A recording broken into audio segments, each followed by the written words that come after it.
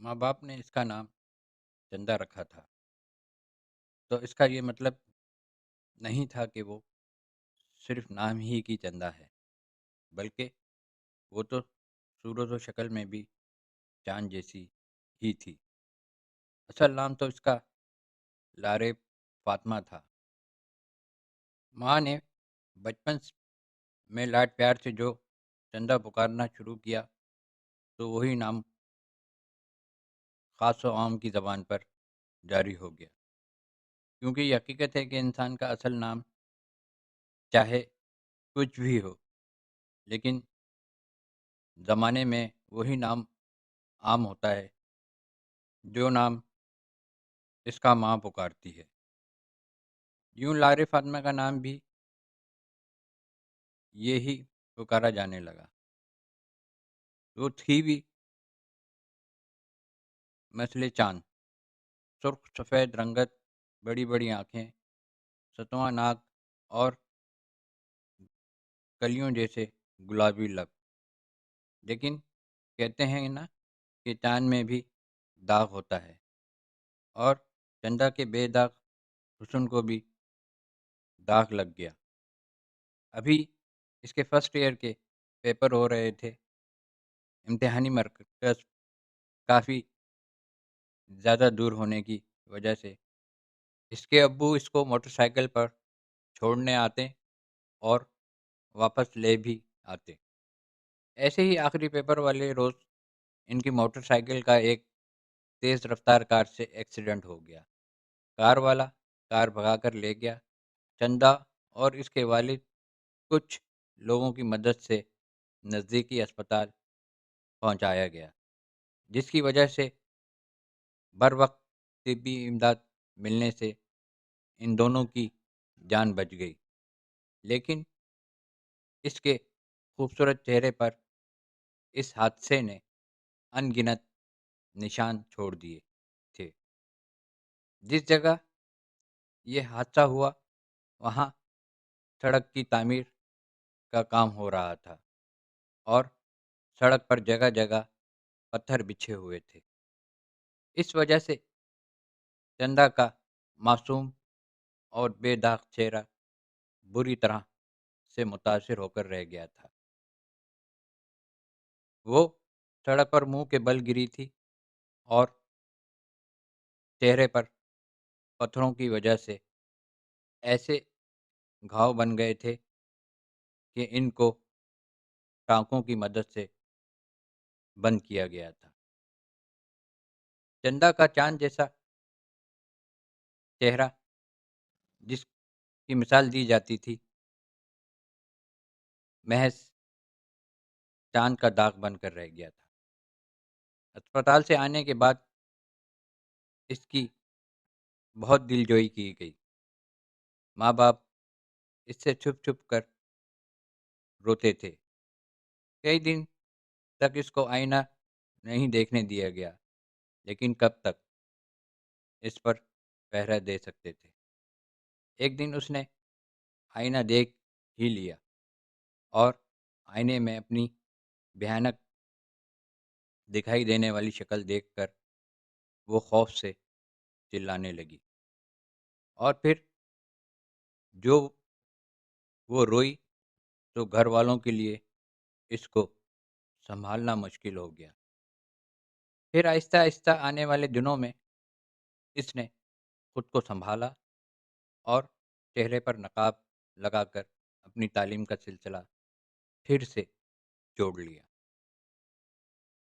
پھر اس نے اپنے حالات سے سمجھوتا کر لیا، خود پر گزرنے والے اس حادثے کو اللہ تعالیٰ کی رضا سمجھ کر صبر سے زندگی گزارنے لگی، اور اپنا سارا دھیان اور توجہ اپنی تعلیم پر مرکوز کر لیے۔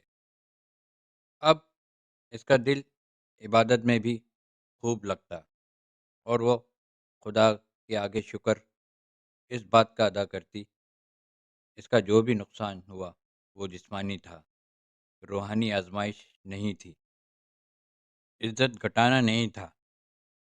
اس عمر میں بھی اس کی پختہ سوچ اور مثبت طور طریقے بلا شبہ اس کے والدین کی اچھی تربیت کا نتیجہ تھے۔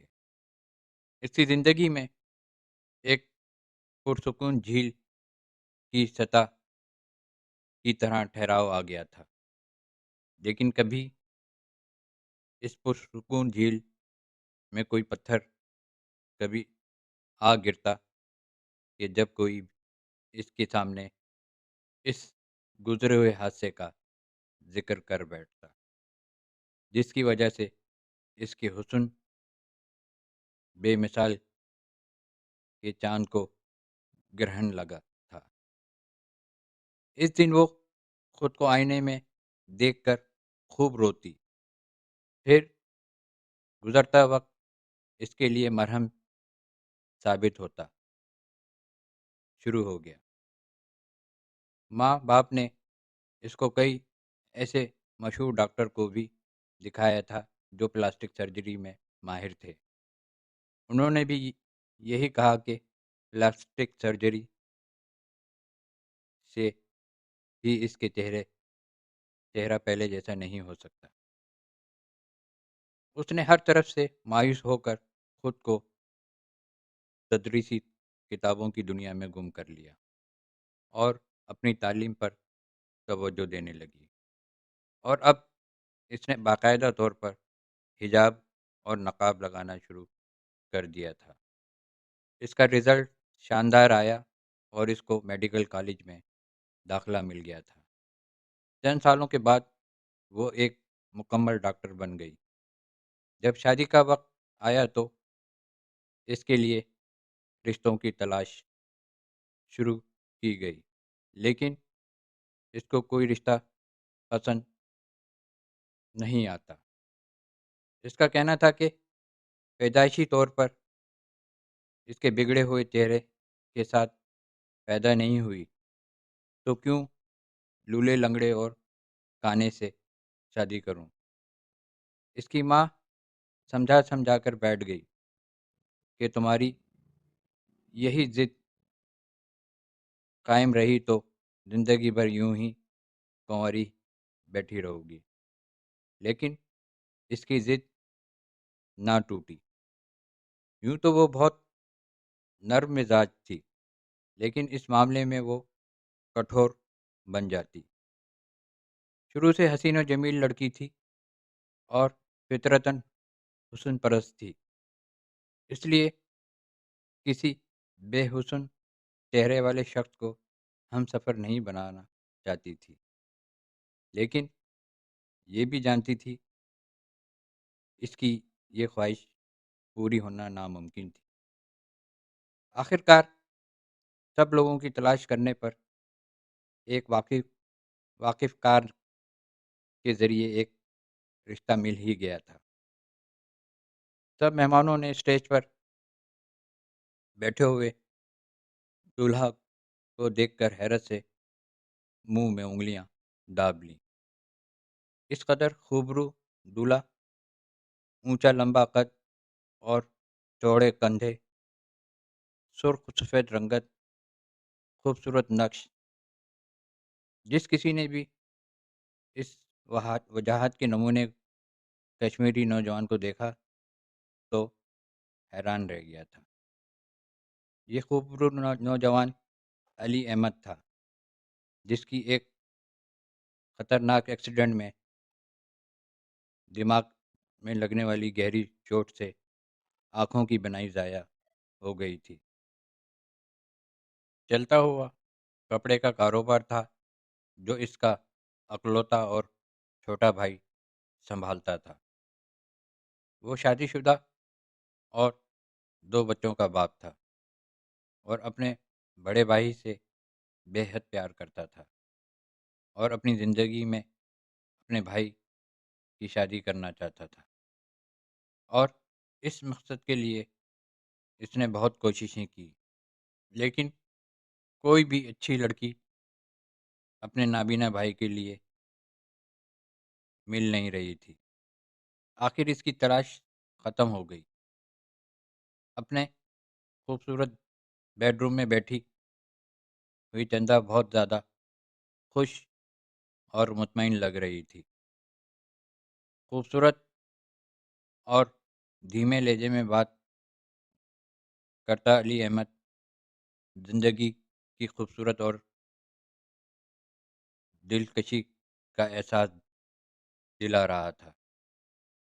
اس نے اپنے رب سے اپنی خوشیوں کے قائم رہنے کی دعا مانگی تھی۔